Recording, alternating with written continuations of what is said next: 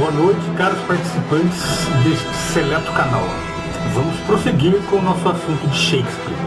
Dessa vez, dando prosseguimento à autoria. Já vimos que quem escreveu a obra foram os nobres ingleses, né? Nobres e comandantes militares. Mas quem? Quem escreveu? Esta é a pergunta, né?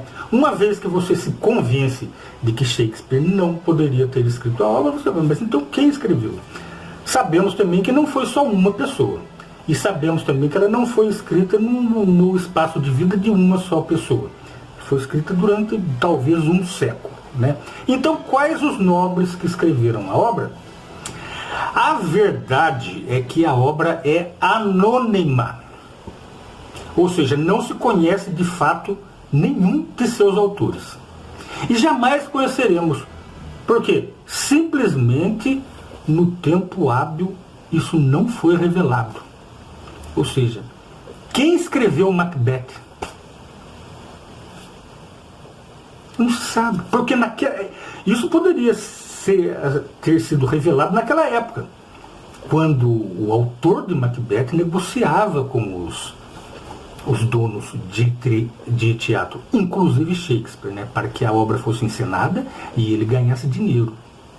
Mas isso não foi revelado. Então, portanto, se não foi revelado, se perdeu no tempo. E assim com todas as outras obras. Mas isso não ficou barato, não, né?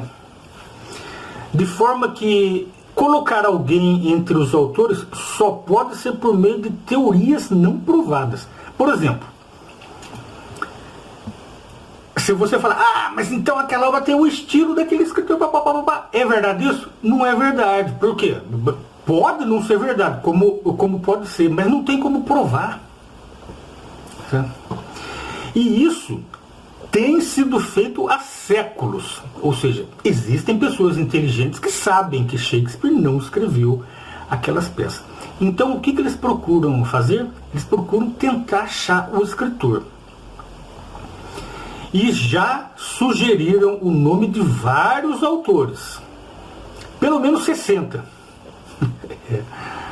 Incluindo Christopher Marlowe, né, que viveu entre 1564 e 1593, poeta e tradutor inglês. Ele teria sido um dos autores. Sabe? Isso é o que se propõe, né? Mas pode ser comprovado? Não pode ser comprovado. Tentaram também colocar, talvez por motivos políticos, como o autor de algumas das obras shakespearianas, pessoas que nada tinham a ver com literatura. É onde vem a influência da igreja. Na igreja, esse espaço aqui está vago, né? Então eu vou tentar entrar ali, né? Aí tentaram colocar como um dos seus autores o cardeal Thomas Wolsey, né, que viveu entre 1473 e 1530.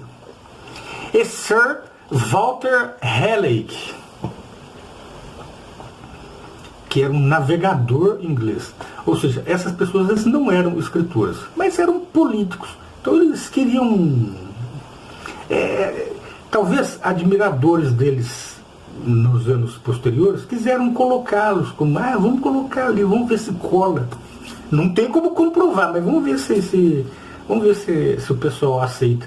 Você que é defensor de Shakespeare, aceitaria Thomas Wolsey como, por exemplo, o escritor de Macbeth? Não. Se você defende Shakespeare, você vai defender até o final da vida. Agora, aqueles que sabem que Shakespeare não escreveu a obra, não podem saber que Thomas Wolsey ou Sir Walter Raleigh não escreveram aquela obra. Ou talvez escreveram. Não, esses dois que eu falei, eles não poderiam escrever porque eles não eram escritores. Mas outros escritores, talvez. O Sir Christopher Marlowe era escritor. Mas ele escreveu? Não se sabe. A própria rainha Elizabeth, que viveu entre 1533 a 1603, também foi incluída na lista, apesar de não se saber quase nada sobre sua educação. ou que ela tenha feito outra coisa na vida que não fosse política. É igual a atual rainha da Inglaterra, hoje em dia. Quem assistiu um seriado que fala sobre a coroa, né, que está passando no Netflix, sabe? A rainha ela não estudou conforme as outras pessoas estudaram. Ela estudou política. Essa rainha de agora. Ela só sabe de política. Ela só sabe de relações políticas. Ela não sabe nada de material didático. Né? A rainha Elizabeth também. É a mesma coisa.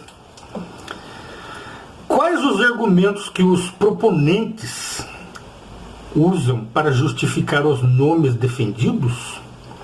Diversos, contudo nenhum que seja bastante contundente. Ou seja, você propõe alguém para ocupar uma vaga da obra shakespeariana, mas você não pode provar categoricamente, porque não existem provas. Por exemplo, os defensores do Visconde de St. Alban, Francis Bacon, que é muito falado entre um dos escritores da obra shakespeariana. Bacon viveu em 1561 a 1626. E dizem que foi ele que escreveu, pelo menos alguma das obras. Assim o fazem porque nas obras, em algumas das obras, a cidade do seu viscondado, St. Alban, que Shakespeare nunca visitou, é mencionada 15 vezes. E que Stratford-upon-Avon, cidade que Shakespeare, cidade de Shakespeare viu, não é mencionada nenhuma vez. Ou seja, eles defendem Francis Bacon porque em algumas das obras a cidade de St. Alban é mencionada 15 vezes. Então só pode ter sido o Francis Bacon. Dizer que alguém mora... Dizer que uma obra cita uma cidade, isso quer dizer que o escritor daquela cidade é o escritor da obra? Eu poderia escrever sobre a cidade de São Paulo. Então isso quer dizer que, vamos supor, eu escrevo sobre a cidade de São Paulo, mas não assino a obra. Isso quer dizer que a obra é de alguém de lá de São Paulo? Não, não é. Então é um argumento fraco, né? É um argumento fraco. E o que é pior, esses argumentos fracos são propostos por acadêmicos.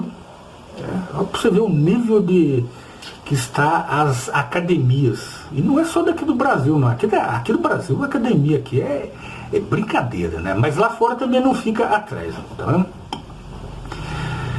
Sustenta-se esse argumento para a Francis Bacon Society. Existe até uma associação para defender a autoria de Bacon, numa das obras, que foi fundada em 1886 e que dura até hoje, sim.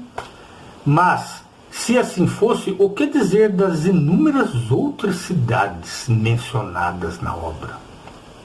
Não foi só St. Alban mencionado. Teve várias obras, inclusive do exterior.